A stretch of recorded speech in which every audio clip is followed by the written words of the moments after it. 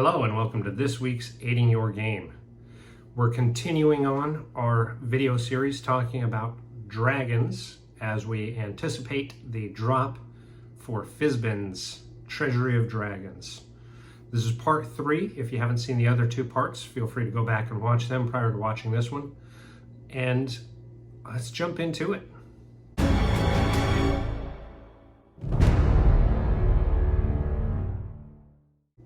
Before we jump into this video, please make sure you go down and hit that subscribe button. If you don't mind the notifications, be sure to ding that bell so you know when we're posting new content. Give us a thumbs up if you like our content, and leave a comment down below on content you'd like to see us cover here on the channel.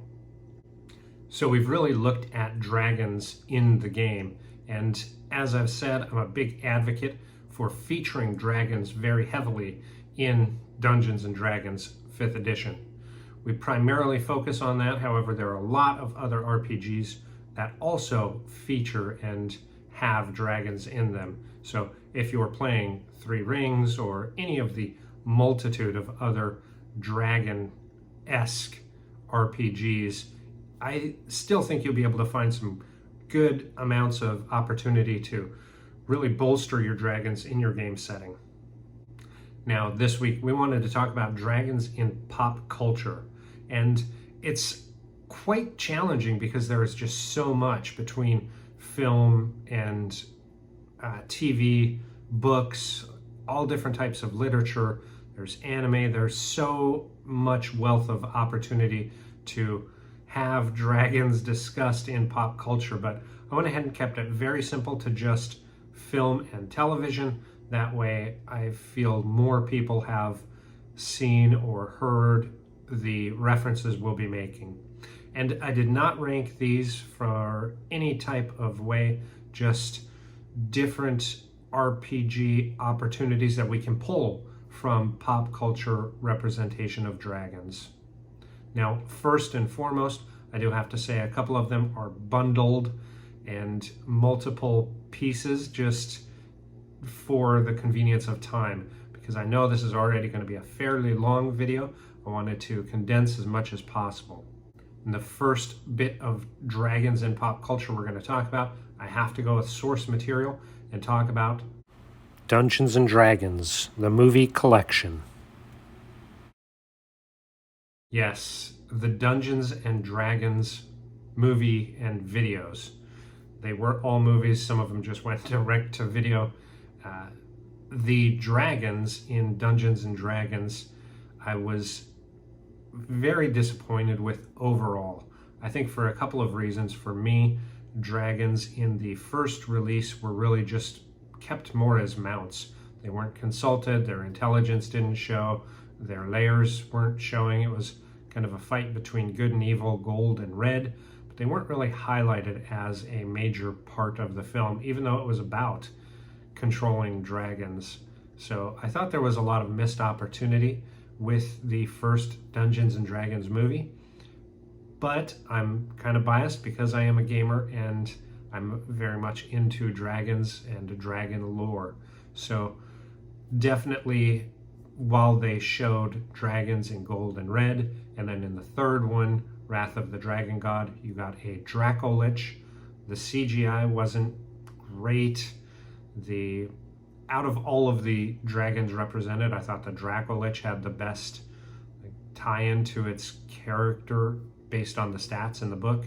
It was looking for, being released and controlling, but then again, not really done much with. So Dungeons & Dragons, big missed opportunities, but they do show gaming gold, red, and Dracolich dragons, as well as white dragons, a couple others kind of in minor roles, but big missed opportunity for me, in my opinion. And as a reminder, this is all just opinion. Now, the next dragons we're going to talk about are from the small screen, and ultimately, while they're not Dungeons & Dragons dragons, one could argue that they're actually wyverns based on their anatomy. I want to really just quick give a caveat that we're going to be talking about dragons in this series as they're referred to in their material.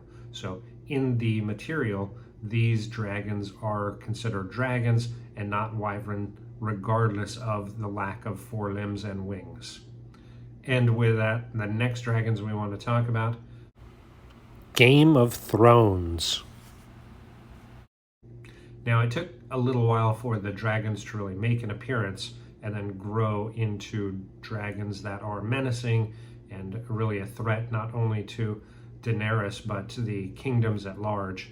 But the dragons, I thought the way that they were represented on the screen, and they definitely did a great job in rendering in the CGI, in making the dragons look unique and different and menacing and extremely powerful, especially the larger they got. Now, there were 3 dragons ultimately in the books. They are a black, a white, and a green. They don't really correspond in with Dungeons and Dragons per se, again, because they don't have 4 limbs and wings. They don't have various breath weapons. And they don't really show high intelligence and wisdom and charisma. They're just beasts that, while intelligent enough, are not at the level of intelligence of Dungeons and Dragons dragons. So great representation of fierce dragons that are bestial and can be extremely destructive.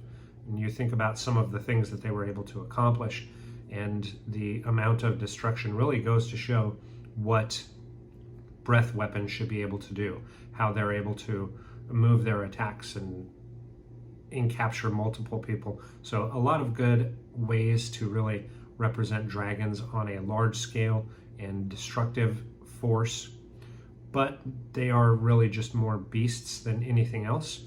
And I think there was a lot of opportunity for us to discuss them in that capacity. While the stats for dragons really don't in-game support that type of behavior, there's nothing wrong with saying that, even white dragons who are the most bestial, perhaps they don't have as high of an intelligence, and maybe they've been mind blanked. There are all different ways to make your dragons a little more bestial. But with that said, don't go to the trope that they're just bestial. Take that destructive bestial force, pop it into a very intelligent and sly creature, and dragons galore. Think of some of the things that they would have been able to do had they been able to really use dragons' intelligence out of the D&D books. So Game of Thrones, 3 dragons, really well rendered on the screen. If you want to see dragons that have great destructive force and a big impact on the story overall, as a great opportunity to watch. Just have to be prepared to put in the hours. Flipping completely opposite from that, we're going to go to a single dragon that is extremely intelligent as well as charismatic. The next movie we're going to talk about, Dragonheart. Yes, Dragonheart, featuring a single dragon that is extremely intelligent, still very powerful, and he definitely eats his opponents and has that dragon-esque. The dragon in Dragonheart, I feel, is really representative of some of the opportunity for a dragon. Well, it's not specified that he's a red dragon or a gold dragon or any type of dragon. He's just a dragon. I think where there was some really good story elements is in having the dragon be more than it appeared at first. The idea that this dragon was ultimately the hero of the story was great. It made me think of good aligned dragons, possibly being misidentified or thought of as something else. And I thought it was a good opportunity for them to explore, the character of the dragon in a different light. There was definitely a lot of character exploration for the primary hero as well, and the story of blending the hero and the misunderstood and ultimately heroic dragon was pretty good. I thought the renderings were really good overall, especially for the time. While some of the CGI may look a little dated now, really good. Again, the big takeaway for me on here was that they really had an intelligent and charismatic dragon who was also really powerful. But taking the blend of the power from Game of Thrones and hashing in that smart, intelligent, and clever dragon from Dragonheart is a fantastic way for me to think of dragons. As a reminder, these are in no particular order. These are just ways that I wanted to talk about the dragons. And again, this is all my opinion, so take all of it with a grain of salt. But with that said, we're going to move right into the next one. The Hobbit trilogy. This one was challenging for me to put because my first exposure to big screen, and it wasn't big screen, but Smaug the dragon, was actually through the animated Hobbit. And I still have that, very near and dear to my heart. I think it's a great watch, and I think there are a lot of similarities in Smaug's portrayal in both of the productions. I do think, however, that in the trilogy Hobbit, Smaug arguably, again, would be known as a wyvern by some people. They would argue that he is a wyvern and not a dragon. In the original Hobbit, it's definitely a dragon of 4 legs and wings. In the animated Hobbit, it's definitely very reminiscent of a red dragon from the game. In the Hobbit, it's more of, even though it's called a fire drake, there isn't a real red dragon-esque. It's just a dragon. Overall, I do think that there again, you do have a little more intelligence, but naivety, as well as a little bit of charisma to Smaug. He is very self-assured, self-aware, and he really thinks he is the pinnacle of dragon-esque, even above the people that are living in Dale and ultimately breaking into his treasure hoard. But The Hobbit was really, in my opinion, one of the movies that started to bring in more people to the gaming culture. So The Hobbit, even though it's kind of sporadic and a little bit different from the source material, okay, a lot different than the source material, I think it's a great opportunity for people to have been exposed to gaming possibilities. And again, thinking about Smaug as a dragon, here is a dragon who came in and took what he wanted.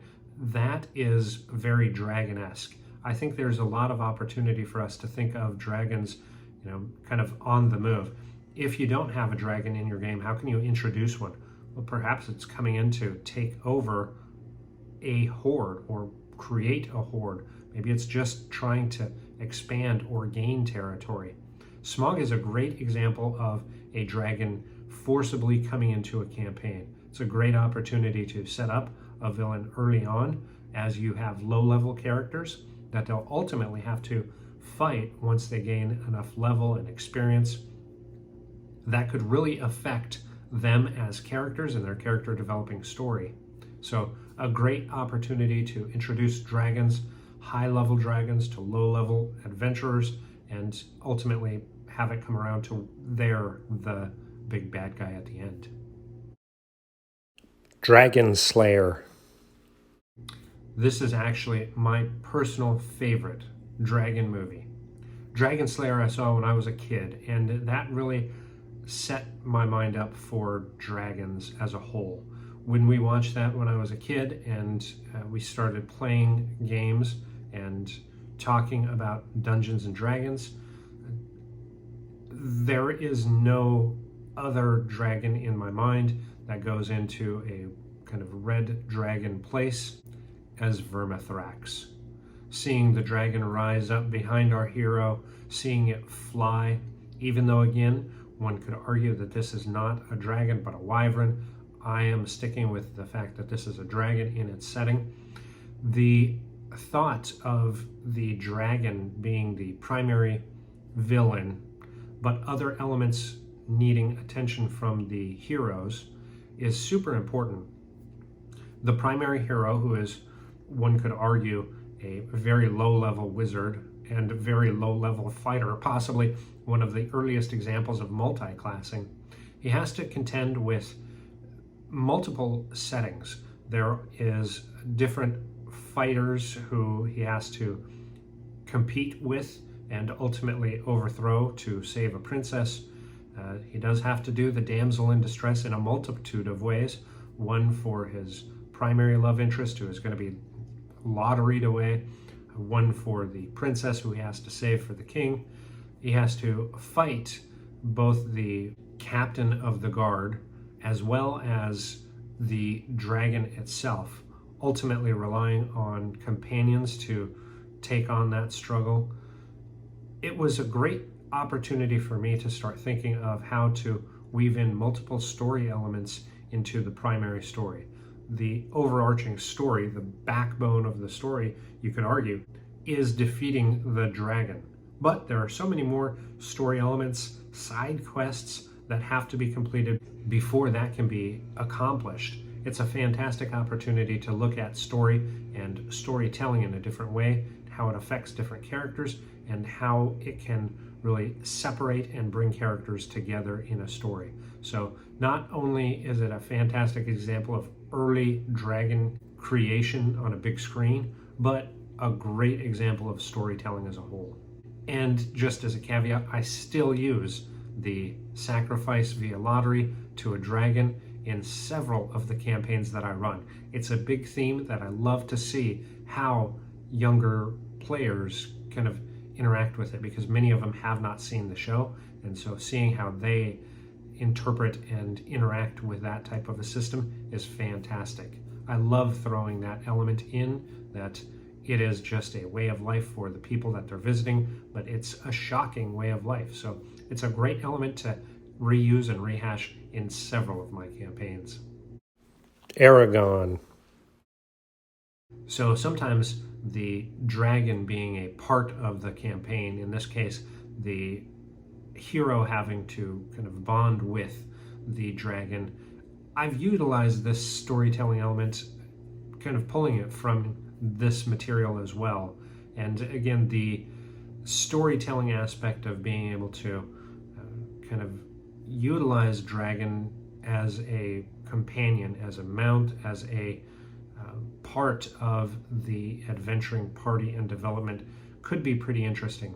My biggest challenge with this is in Dungeons and Dragons, you really have to utilize and think about the intelligence and willpower of a dragon, looking at their opportunities for growth and development. And they're definitely going to live longer than even elves.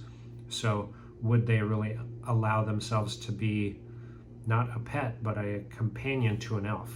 How does that move into their motivations?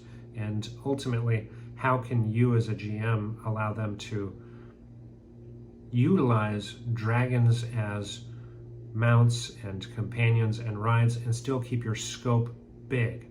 You have to really think about the scope and scale, but it can be fantastic.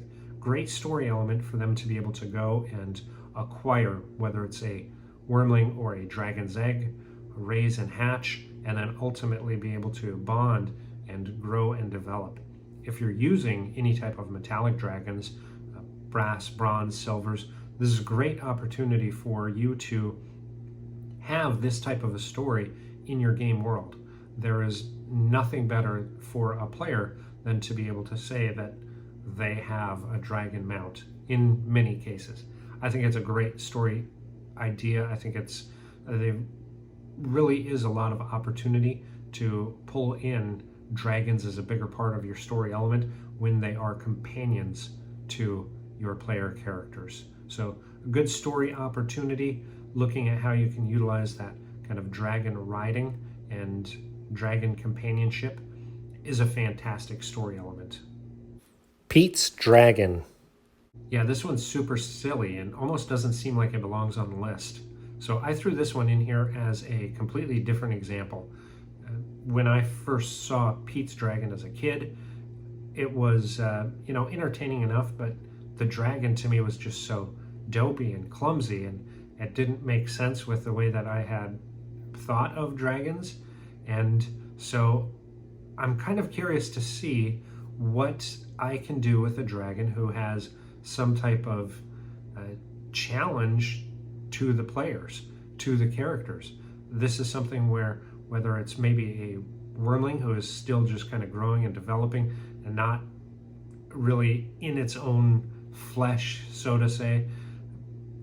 I've had a couple of campaigns where I've utilized a dragon who is a friendly dragon, and generally I try to go with like a silver dragon who is just learning the ropes and not the best at everything, but I've really kind of done dump stats in some ways just to have more of a little bit of a comedic piece for my players to interact with, but also a very capable, DM NPC there should they need it.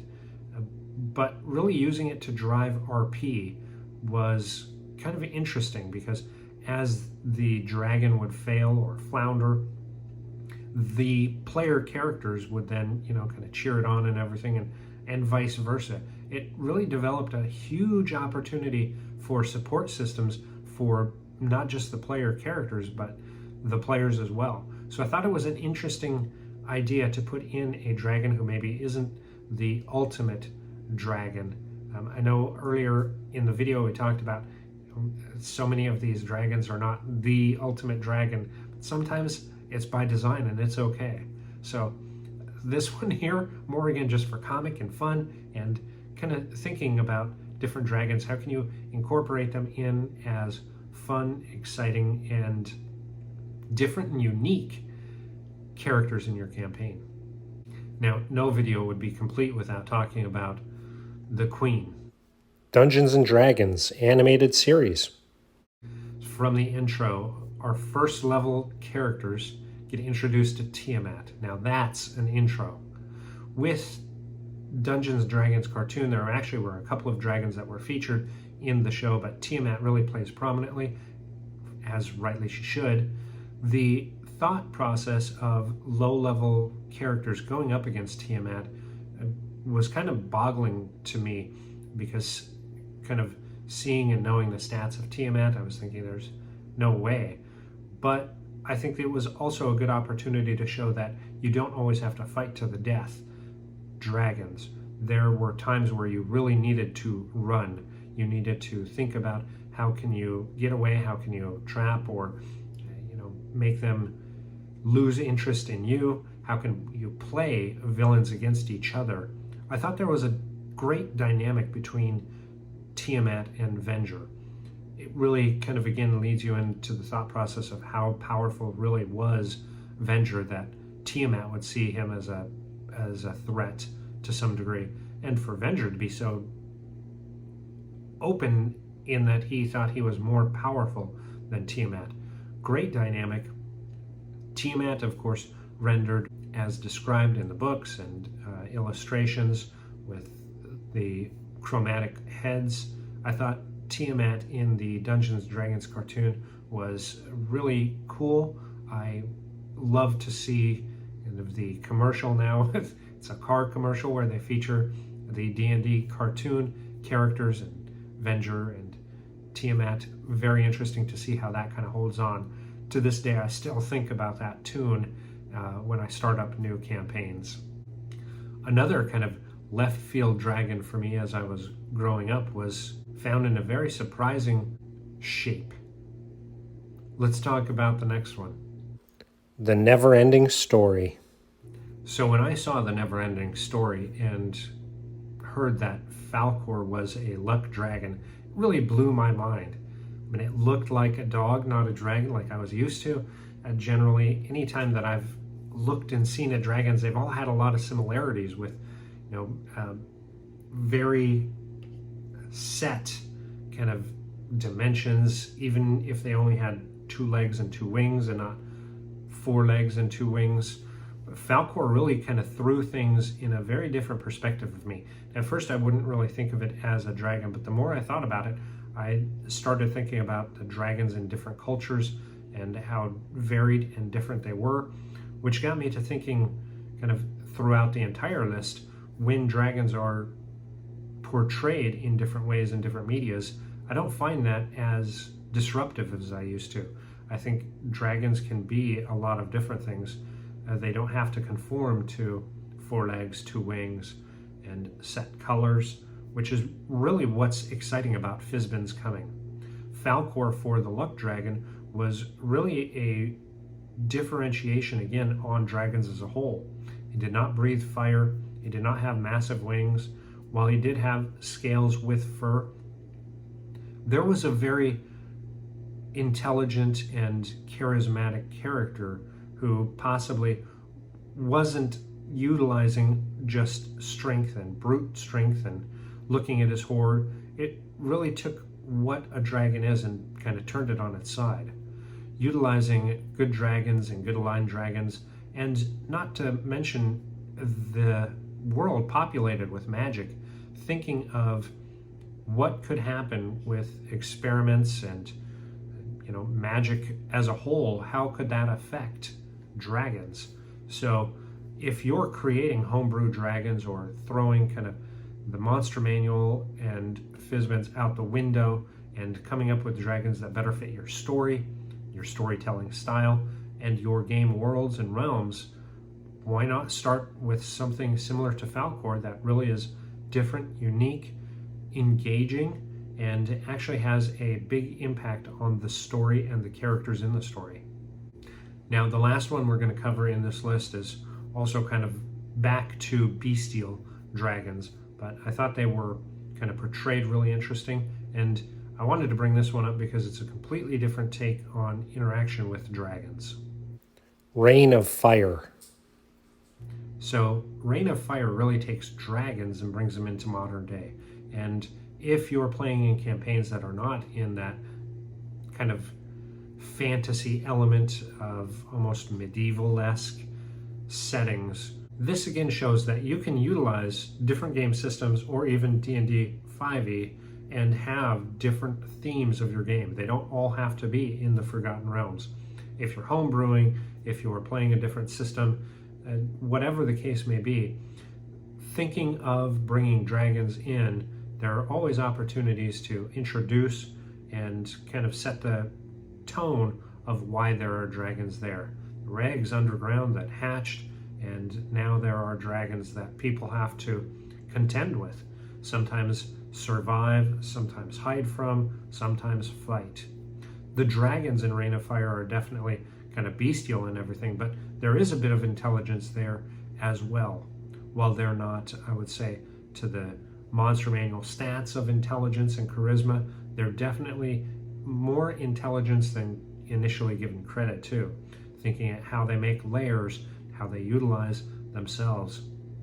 Also, one of the things that I think about is when we're creating layers, for instance, a red dragon's lair, thinking back to Dragon Slayer, where there are young red dragons, one would say wormlings, and Reign of Fire, utilizing other dragons to protect their lair, I think that adds a bit of story element in and of itself. When you introduce the Smog or the Draco Lich, why wouldn't they utilize other dragons to help protect their lairs? Thinking about some of the campaigns I've run, as the characters are going up to face the dragon, I've thrown all different types of challenges at them, from basilisks and kobold cults and cultists and golems and all different types of creatures. But why wouldn't we throw more dragons at them if they're going to be going up against a dragon?